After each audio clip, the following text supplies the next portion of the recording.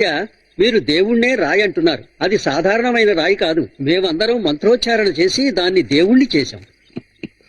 కొండ పొరలో నుంచి పగల కొట్టిన రాయికి మంత్రోచ్చారణ చేసి దేవుణ్ణి చేసే బదులు కడజాతి వాడికి మంత్రోచ్చారణ చేసి అగ్రకులం వాడిగా చేశారంటే ఈ సమస్య ఉంటది కదా.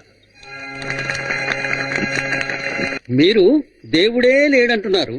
కానీ అదే దేవుడు మీ ముందుకొచ్చి నుంచుంటే మీరేం చేస్తారు? నేను ఉన్నాడంటానండి, కానీ వచ్చి చావడే. అయ్యా, ఉన్న మతాలన్నీ తప్పంటున్నారు. అలాంటప్పుడు మీరే కొత్తగా ఒక మతాన్ని సృష్టించవచ్చు కదా. ఇంట్లో మలమూత్రాలున్నాయి, వాసనేస్తోంది. దాన్ని ఊడ్చి పడేయమంటే దానికి బదులుగా అక్కడ పన్నీరు చల్లుతామంటే ఇదెక్కడ న్యాయం అండి? కొత్తగా మతాల్ని పెట్టాలని నేను అనడం లేదు. ఉన్న మతాల్లో మనుషుల్ని మనుషులుగా గౌరవించడం లేదు, సమానత్వం లేదు, క్రమశిక్షణ లేదు. క్రమశిక్షణలో మనిషి సమానత్వాన్ని బోధించే మతాన్ని గాని దేవుణ్ణి గాని నమ్మే వాళ్ల గురించి నాకు ఎటువంటి అభ్యంతరమూ లేదు.